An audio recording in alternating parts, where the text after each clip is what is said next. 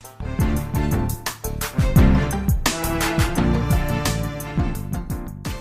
welcome to the Market Alert for Thursday, the 23rd of June 2022. So inflation hits a fresh 40-year high for the UK yesterday, the number coming out at 9.1, the same as forecast.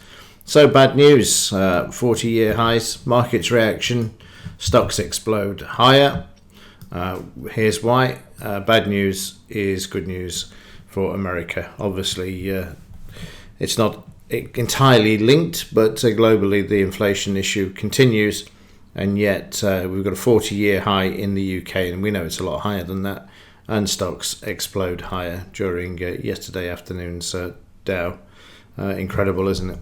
Just like I say, all bad news is good news where the stock market is concerned, and it will continue to move to the upside as well, be allowed to. And in economic news today, we've just got all of the flash news apart from Powell at 3 p.m, who yesterday took great delight in throwing Powell under the bus when he said that the inflation was already high before Russia invaded Ukraine. So that didn't help his midterm election campaign. And on the gold-silver ratio, moving sharply to the upside yesterday and also today. Silver under pressure still, as I've said before. It doesn't matter about inflation being at 40-year highs. They're keeping the silver price at 42% of what its all-time high was in 1979. So in the Dow yesterday, you can see prices moving higher. Bad news is good news. Markets above the 5-bar moving average after coming off an oversold condition in the daily here with divergence as well, meaning that the market is starting to move back to the upside despite the fact that it made new lows. We've also got a cluster of volume here as well, the green showing the buying coming into the market. Now it's more or less demand there because the volume is as great as the previous bar, but the market didn't sell off. We're currently trading up to the 62% retracement. The 89 and the 78 will be interesting, and as will the high that was made here and left behind before the market at its final shakeout to the downside there. In the 30 minutes, here's the stocks exploding higher, ignoring the fact that UK inflation was at 40-year highs, which was out hours before, and Powell speaking as well, adding to the fuel to the upside. So you can see the market there moving sharply to the upside. In fact, the start to the when he stopped speaking, you will see there that we've had a move of 711 points to the upside on the basis of Powell testifying during yesterday's morning session in New York. So the market then pulling back, and overnight we've seen the market move higher but then pull back as well. We're currently above the DP level, making our way to the upside, and no doubt heading back towards yesterday's high for today's session as well. In the German DAX, similar picture. We've got the retracement market down yesterday, retesting the low, but coming off that, again, you can see we've got an increase in volume, the market closing higher, so there's some buying in here. Needs to get back above the 5-bar moving average in the daily DAX. These are the targets to the upside, currently at 38% for the daily chart. In the 30-minute chart, again, you can see that we had some weakness here in the Dow, the market becoming oversold, but starting to move to the upside, crossover, and then the volume just starting to drop off from the initial selling that we saw at the beginning of the session. Market then making its way, following with the US, as you can see there. So initially the weakness in the markets was based upon the UK inflation, but then that was soon discounted as Powell began to speak. Market trading lower, then back up, and then all the way back down. So the DAX is actually quite weak compared to the Dow at the moment, but we are trading above the DP level at the moment. Watch the 200 MA if you get a bit of a run on the futures this morning, and also the high as well. In the 5-minute chart for yesterday, well, the market opened and started to sell off, as you'll see in just a second. We'd already seen a bit of selling in the futures market. We had a bit of a rally. We were already overbought, crossover, and then the market moving down. Traded sideways for quite some time, and then lower, and then sideways again. But the momentum was starting to move back to the upside, and you've got the retracements in there as well. It sort of remained sideways in a 50-point range throughout lunch, but as soon as the Dow opened, the market just followed suit, as we saw the Dow moving up 500 points initially, and then 700 by the end of the trading session. And overnight you can see prices drifting, market gapping open there. The gap has been filled here and stuck in a bit of a range, but it's a decent range because from the lows to the highs are 100-point ranges at the moment. Market needs to stay above all of these averages, which are currently more or less in the right order. The 5 above 20, 20 above 50, but the 200 just converging there with the 50. If the 50 can get above there, then they're all lined up for the upside. And in the S&P, like the Dow, you can see that this is continuing at the moment to trade above the 5-bar moving average, having closed above for the previous 2 days.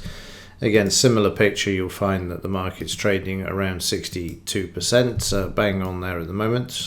This needs to trade above this in order to attack the 78 and 89, and also the resistance that we've got here as well. In the 30-minute charts, all down until we saw the New York markets open at the low. Massive volumes coming in then and driving prices to the upside. Like I say, bad news is good news. Overnight, prices holding at the DP level as well. You've got your retracement in there with the momentum switching to the upside, but sideways at the moment. The UK, the FTSE, struggling a bit during yesterday and overnight. Had a good move on Monday, and that brought the market back, but since then we're seeing a bit of a retracement to the downside here. So watch the 62, 78 and 89 level as a support area for any further move to the upside there. Also the momentum switching to the upside, along with some divergence there as well. And in the 30-minute FTSE, reaction to the inflation, you can see there the market down sharply, but not a great deal. Again, bad news is good news for the stock market, and eventually making its way higher with the assistance of the Dow double topping and then moving down overnight, which you can see there. And again, a retracement there, and now making its way back to the upside. DP, an important level here for the market to stay above, as is the low and the high of the previous day in all of the stock markets. And in the yen, volatile day yesterday. You can see the market closing back below the 5-bar moving average, but finding support overnight. A bit of a sideways range going on there at the moment as well. As we look at the 30-minute for yesterday, the market's reaction to the UK inflation, then driving back to the upside and continuing, assisted by the Dow in the afternoon, which you can see there. So the market moving just up over 40 points there during yesterday, and then overnight giving all of this back and trading down to yesterday's low, which you can see there. We've in the Asian markets got a nice cluster of volume. We've been oversold, and we're now starting to move to the upside with a crossover in the stochastics as well. In the pound, obviously, as I said in yesterday's alert, we go to the 30-minute chart. If the inflation numbers came out as forecast or higher, it would see a sell-off, and then there would be a reversal to the upside, because there is going to be another rate increase in the UK, and that's exactly what we saw there.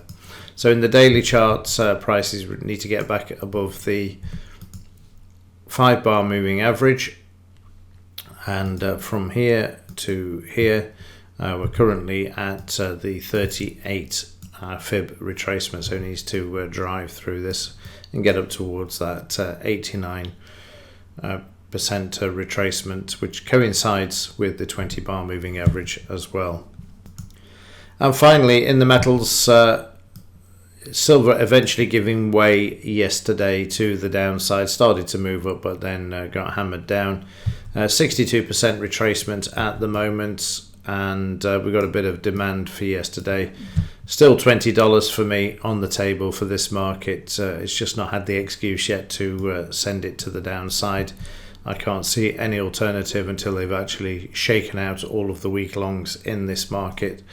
Down on the overnight, as you can see, it's been down sharply, heading down towards the low. We've got a bit of a movement to the upside there yet, but that'll soon be discounted. Just as yesterday, you saw the market move higher. Whatever this comment was here by Powell, sort of set the market alight a bit, and then overnight it said, nah, it doesn't take the notice, and move the market down. So don't expect this to hold for long before it reverses and takes out today's low as it heads down towards that $21 area that we got saw 21.28 yesterday, a bit lower. Let's just have a quick look, but expect today's low to be taken out, 21.21 and a half. So I'm looking at 20 being taken out, and then we've got these levels down here at 20.80 9 for silver there. So yeah, $20 is the target for me, which will take us just below this low here, 50 cents below, because that's how it happens. They have these massive shakeouts, and then the market should find some sort of bottom at that level. In gold, also sideways, stuck below the 20 bar moving average in the daily chart. And also, again, you can see the market's reaction to Powell's comments yesterday, trying to move back up at the moment, stronger than silver, which is close to yesterday's low, where gold isn't, which is why you see the gold-silver ratio moving to the upside. Silver a lot weaker than gold. And also, despite this, the fact that the dollar is had a sell-off yesterday, and silver moving lower with it, which is shouldn't do, but it is, and that's it. So in crude oil, down yesterday, also down $15 from the high, and yet UK fuel prices continue to move to the upside. So criminal activity there again, although they do say that the wholesale market is the reason for the continuing higher prices, but that's not going to lend any comfort to any consumer, as we saw in my hometown yesterday, prices hitting £2 and 5p for a litre of diesel.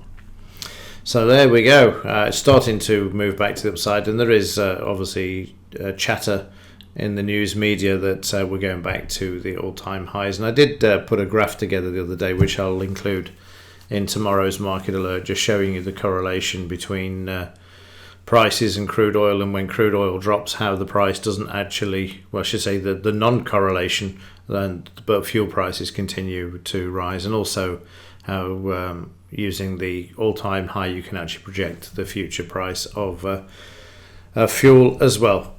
But that's for tomorrow, and that's it for today. So as ever, thanks for watching. See you in the next.